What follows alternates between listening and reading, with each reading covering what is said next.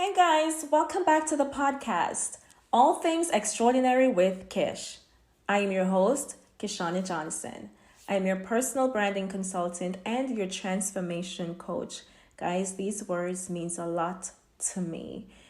I know transformation is necessary for the becoming, and I've constantly been put under pressure in my life because based on the calling of God on my life, I needed to transform to get to be that woman. And based on the experiences and the struggles and what I've had to teach myself, what I've had to endure, I want to help someone else to do the same. And if you're looking to improve your personal branding, your personal curb appeal, your first impression of who you are, in terms of your presence, your poise, and your speech, I need to show you why everywhere I go, it seems as if people pick me out to do extraordinary things. It doesn't matter to them that I am nervous on the inside or feeling shy or maybe like I shouldn't be doing this. I'm not qualified to do this. When they look at me, they see a different story. They see the girl who is confident and who is ready. Why do I keep running into these experiences? God put something on me that I needed to be conscious of and be responsible for it, so that when I am asked to perform, I am ready to bring him into those spaces with me. So now it's no longer about me. It's about what he wants to do through me. If this sounds like something that has been happening to you or something that your life is missing or needing right at this moment, I need you to connect with me. Subscribe to my YouTube channel and follow this podcast. And every Thursday, join me here because there's so much more that I want to share with you of how you can begin to live a life of extraordinary. It's time to stop being ordinary. Ladies and gentlemen, welcome to my podcast. Today's episode is another Fixing Crowns moment. Fixing Crowns moment. On this episode, we're talking about love. I love love. But what happens when love hurts? I am in love, but it hurts so bad.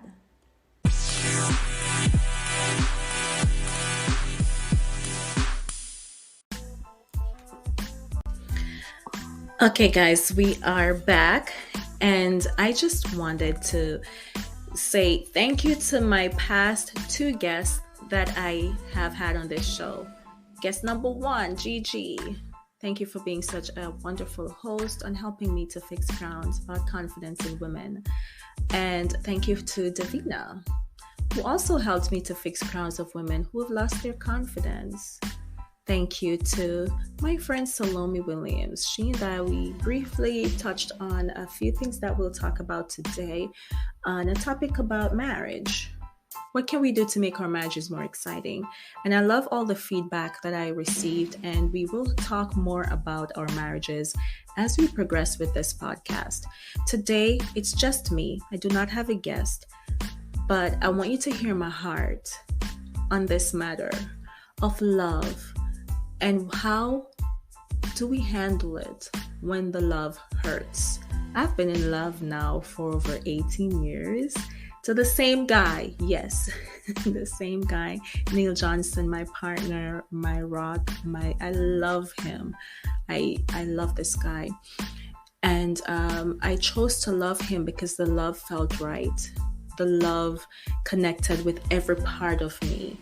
It was a wholesome love. It wasn't just a physical feeling. It was spiritual and it was emotional.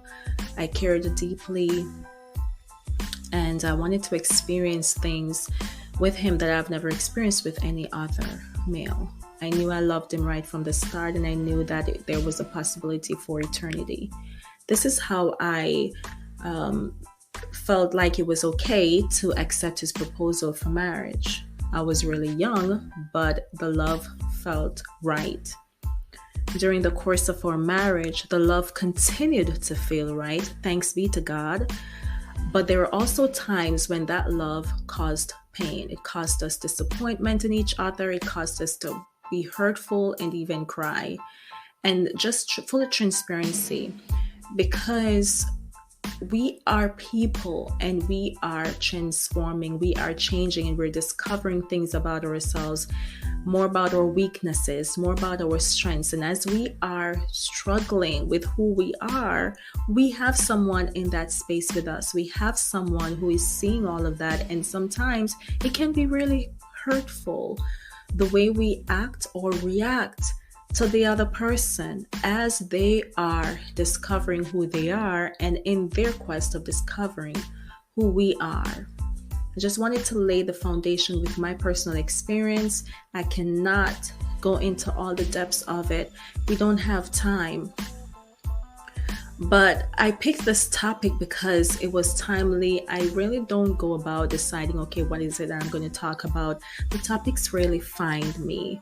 And there are some confirmed issues that happens during the course of those couple of hours or days leading up to the podcast that makes me be sure that this is what we need to be talking about. Okay, there's so many things in the world that we could be talking about, but you cannot ignore, Kishana. You cannot ignore that this must be the issue at hand. And so today I'm here to talk to you. You're currently hurting in your love. Maybe you're married, maybe you're in a permanent relationship but not married. Maybe it's not a love romantic relationship, but it's a relationship with a family member that is not going anywhere. This one is going to last a lifetime because this person is this close to you. Mother, father, sister, brother. Who is it? Grandparents. These love relationships don't usually go anywhere until death. And these are the loves that hurt. And over the past few days and hours, even last night, I heard something that was very powerful. This young woman, I do not know her name, so it's anonymous, but she was sharing that the love will hurt and disappoint you because only the person, if someone who you don't love cannot really hurt you. And so you can expect that all love at some point will hurt. Because again, we're people and we're going through this life that comes with so many things. And the way we react to every little challenge can cause hurt and pain. And hurting people hurt people.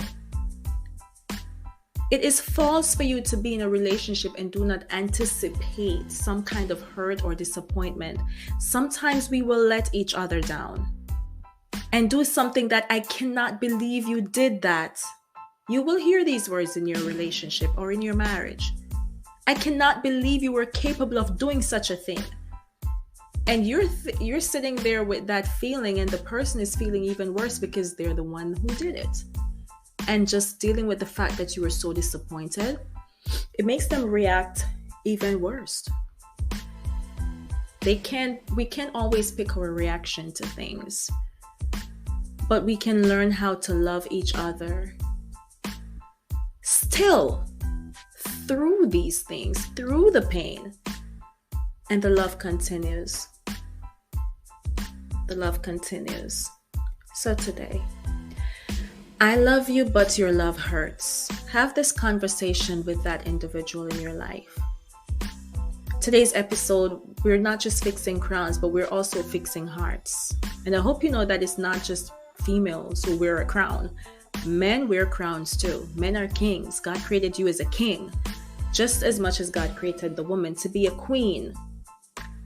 Trauma victims who did nothing wrong but love. I'm talking to you today. I can hear you say, all I did was love him. All I did was love her. That's a popular breakup line, by the way. Love is love, another popular statement. To me, it means love though foreign and alien to most of us, we attempt to define it with our own minimal life experiences. experiences that are shaded and some copious or extravagant. But what is love? Are you capable of loving the right way? That's the question you should be asking yourself before you're inviting love into your life. Am I capable of loving her the way she needs to be loved? Not the way you want to love them, right? You can already see a potential problem right there. Because love is love. It has its own standards and its own rules. There is, however, a feeling that is intrinsic to a lot of us, and that feeling indicates to us what is not love. And we can tell, we will know this is not love. I don't know what you think this is, sir, but this is not love, because I can feel that. I can feel that it is not love. Because we were created with the propensity to feel love and to recognize it. What is the best definition of love that you have ever heard? For me, it's in the Bible. Because God is the creator and the founder of love. He created the splendor and beauty we now live in, and He gave this to us, this earth to us as our home. And what a home it is. Have y'all ever seen Jamaica? Have you seen the rivers? Have you seen the ocean? Have you seen the waterfalls? Have you seen the beauty of that country? And that's just Jamaica. We aren't even talking about some places in Italy. We aren't even talking about the Atlantic City. No, that's not what I'm trying to say. Antarctica. That cold place. I don't know. I just couldn't form the words. But we haven't seen the 7 wonders of the earth. It must be someone who really loves us that could give us this home. And so, for me, God is love. You don't need to be religious to get that. If you believe that, then you are not wrong and you're onto something, because love gives security. Okay, so yes, give yourself a point for that. He secured a place for us that was beautiful, sufficient, and had everything we needed and more, surplus. All the kinds of food, all the variety of species of animals, and all the vegetation, everything we need. And it didn't even know that we needed. He gave that to us, because that gives us security. So if you're thinking of how to love someone the right way, start to think about how you can give that person security so the love doesn't hurt. Let's go Bible for a second. 1 Corinthians chapter 13. This one, I don't think we can find a better breakdown and explanation and detailed bulletin points of what love is than this particular scripture in the Bible. 1 Corinthians 13.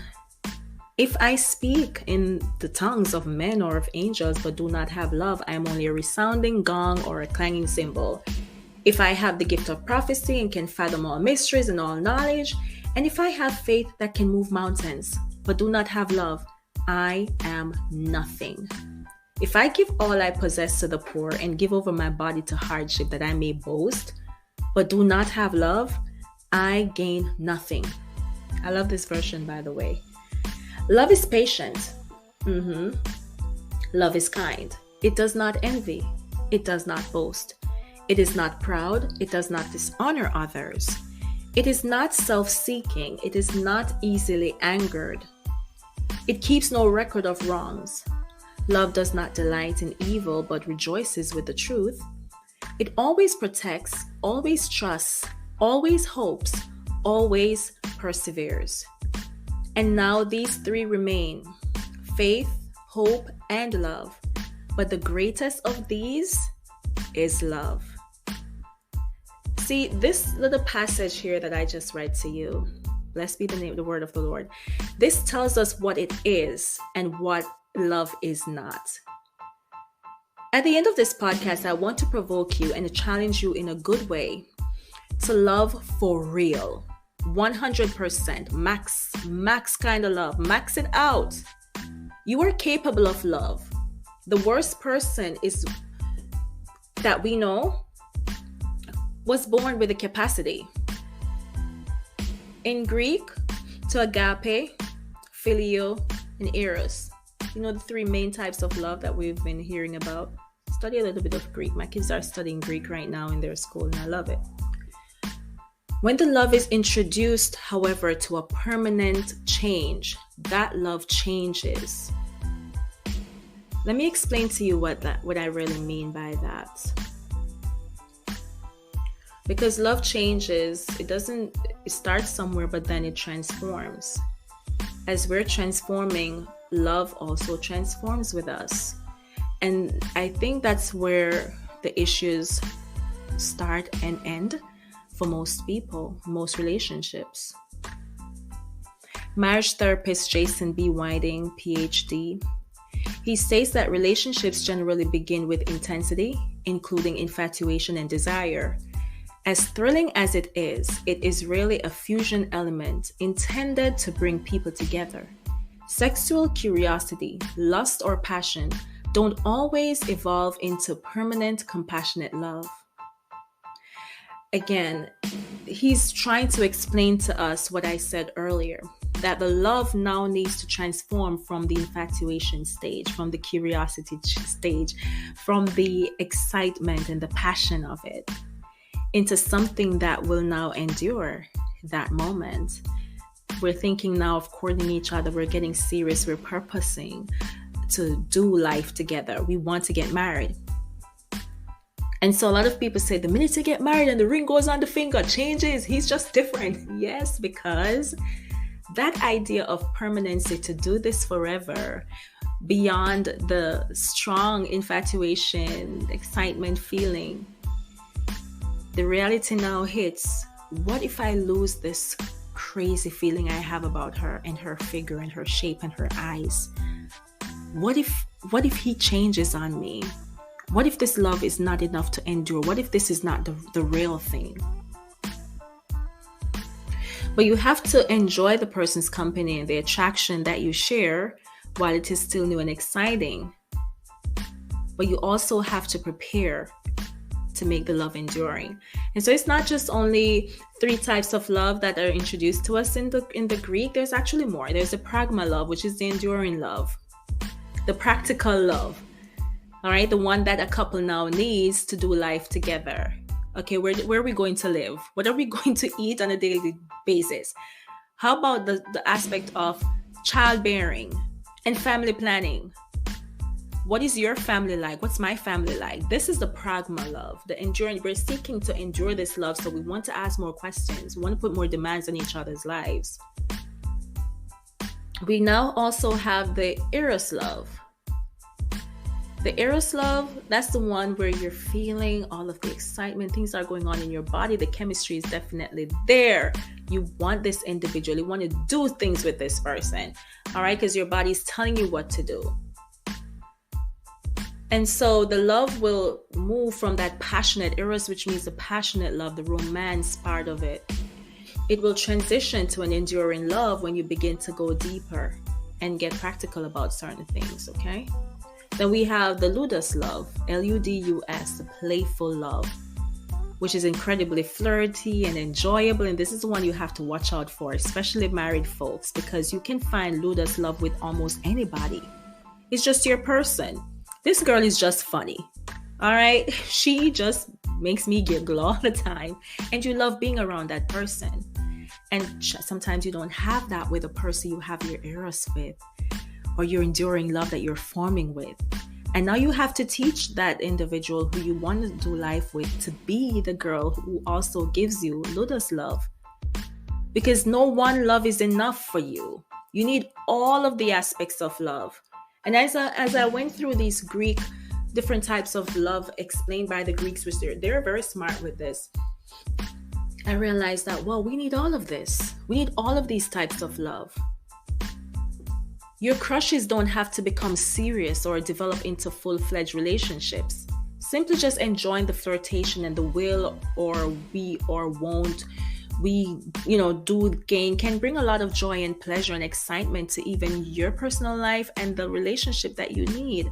But you need to know your place. You need to know what place this is in my life. It doesn't need to affect you beyond what it is at the moment. There's just so much to love that I had to learn within my marriage and within my love. And we had to go through the different stages and try to find and bring out these other aspects of love from each other so we can endure. Then there's the agape love, AGAPE. That's the universal love. It's a form of selfless love that you would connect with. Like this is the one that we give to God. Some people give this to Mary or some other religious affiliation that's in their culture. But this is the one that is genuine, unconditional love. This is the one that God gives to us. You know their faults and their weakness, but you're going to love them anyway because I just love him. So I'm going to love every part of him. And you have to really know this. When you choose to love someone, you have to love all parts of them. The part that you really hate, you have to try to love because you love the person. I mean, I don't expect you to love to love something that is harmful for the person or for you. I expect you to try and get help for the person so you can love them fully. You also will find yourself in love with someone who doesn't really love themselves, but you love them enough to teach them how to love themselves. There's a filial love, PHILIA. This is deep friendship. Philia is a close, long-lasting friendship that blossoms into love. Although it is platonic, you feel very close to persons with whom you have philia and may confide in them and trust them and appreciate them on a very personal level. These friendships, according to Hallett, can have just as much impact as a romantic relationship. The degree of sadness and loss associated with a long-standing connection may startle people. She says, losing or breaking up with a friend may be just as traumatic and difficult as losing a romantic connection. So you have to watch those philia, deep friendship that you're probably still hurting from, that I cannot believe that friend did that and that we had to break up. You're still kind of mourning and grieving that because it's very close to home. You can have that outside of your marriage as well as in your marriage.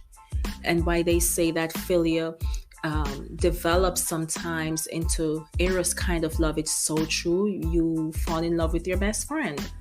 That's possible. That's two kinds of love now that you need to nurture. And so you need to just spend quality time with your closest friends every now and again, because that kind of love is important to your well-being. But try to be a little bit vulnerable, because if you're not vulnerable with that person and they're not vulnerable with you, you really can't build anything deeply. Then let's look at philautia love, self-love. Am I saying that right? Philautia? It's spelled PHILAUTIA. Philautia. Philautia has been having a bit of a moment lately, and with good reason, because this love is all about self-compassion and self-loving. Although it may seem self-evident that our relationship with ourselves is critical and it must be cultivated, but philautia has implications for personal self-esteem and confidence, as well as how we interact with others. More self-love can actually equal more love that we give to others. You cannot pour out, after all. You think about this, you cannot pour out of an empty cup. So this is the one I believe that we didn't spend enough time learning in schools or in our families or even in church. We spend a lot of time teaching about love to God and love to others, but when it comes on to the neighborly, the love of ourselves, how to love ourselves. Have you ever found yourself in a moment of your life when you said, I can't believe I did that? It's very difficult to get over some of those moments. There are people who are still hung up on something they did years ago. They can't even forgive their own self because they should not have done that. They knew better. So they're stuck on, how could I do that? That cost me my marriage. That caused me my child. That caused me my relationship with God. How could I have done that? Self-hate leads to depression and later on suicide. Mental sickness is one that causes you to forget about loving yourself. And when you can't love yourself, you can't give love to anybody else. So it doesn't matter to you who you're going to hurt. You just want to be out of your misery because you cannot stand your own self. We need prayer for these things. We really need to talk about love and these types of love in order to fix and heal ourselves, fix our crowns, and fix our broken hearts. Because the ignorance of not knowing how to love ourselves and how we're loving each other at every phase of our lives, this is what's leading to the broken heart. This is what's leading to those empty homes, loss of passion in our matrimonial bedrooms. Children are here and the whole family structure is laid out perfectly. We have a mom and a dad and we have children, but this is definitely not a home, because a home needs that major component of love in order for it to fully function as a family and as a home. Then there is the storage love. Storage, not storage. Storage. Storge. This is the familial love. So as I just started to hint on family, what takes place in a family is the storage, the familial love. Storage refers to the love that exists between family members, usually immediate family, as well as close family friends or childhood buddies. That's my brother, man. That's my sister. You can be more brotherly with someone who is not your biological brother or sister. It differs from philia in the manner that blood, early experiences, and familiarity promote it. Friends are the family you select. As the saying goes, you don't get to choose your family, and whether they like them, many people have an instinctive affinity for them. Storage is caring, it's protective, and has a strong sense of recollection. For storage love, I would suggest that you work on improving your relationship with your family members and forgiving any previous wrongdoings. Then we get to mania. This is a kind of love. Like I said, we only stopped at eros and filio and agape. But there's a love that the Greek defined as mania. You know which one this is? It's the obsessive love. Red flags, run. Mania love. While some may argue that this isn't love, the Greeks did have a name for obsessive love called mania. This is what we call a toxic or a codependent relationship. You talk about your relationship is toxic, think again. This is what we call a toxic codependent relationship in which there is an imbalance of affection that causes one person to become unduly attached to the other. It can be difficult to recover from mania. But if you do, you can create a healthier balance of affection. So ask yourself, what's causing these feelings of insecurity and clinging? Like you love the person, but you want to do something to inflict harm. Vengeance. You want to sabotage the person. You want to inflict some kind of cruelty, or you don't cause them to live a normal functioning life. There's something clearly going on with you. You're crazy. That's what mania means.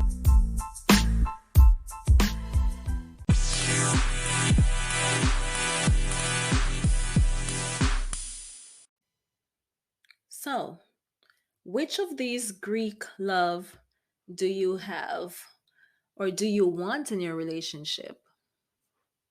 All right, you can mix them, you can blend them, but figure this out. And so finally, I just want to share this with you, that your purpose is waiting for you.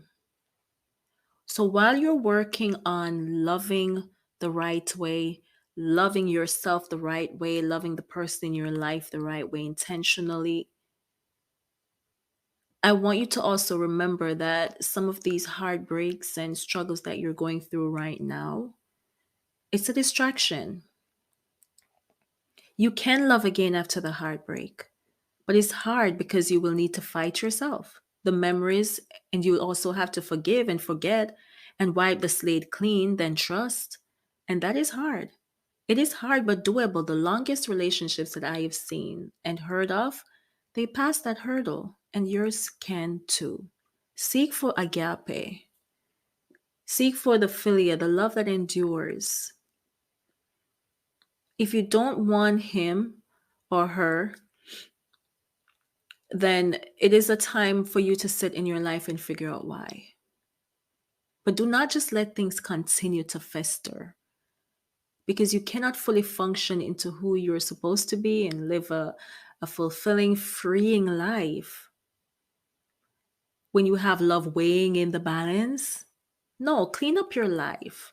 Fix it up. Give your life some kind of structure here. So either you're going to be happy and live happy, or you're just going to have to um, release someone, free people so they can find the love that they need. If you want him or her, create the love. Find a way without the hurt. You don't hurt the people you love intentionally, I would agree. You don't. But you always hurt the people you love because you cannot hurt the people you don't love. So that's a consciousness that you also need to be aware of. So your purpose is waiting for you. The heartbreak is going to affect you to the point where you stop showing up to be who you were called to be. It is your time for your season, for your breakthrough. And this current pain and hurt is a distraction. And I can see Satan sitting on one side and grinning and saying, yeah, that should put her off for a good minute, or that should put him off for a good minute. But the minute you find your strength and you realize that this is the enemy's plan, then he will start to tremble. Say to him, "Now, devil, you've had your chance. I am too close to my moment to let you or anyone distract me. Then I need you to get back to being great. I need you to learn how to ignore things that you must simply ignore. Don't engage. Don't participate. It's not going to serve you. It's not serving the other person. All right. You need to be mature about this and grow up a little bit. The minute you chose to be in a marriage and chose to be in an enduring, permanent love, you chose that day that you should be mature.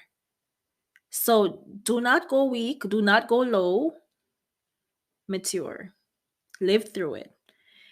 It is all meant to process and strengthen you and to add to the richness of your story that you will one day shift a generation.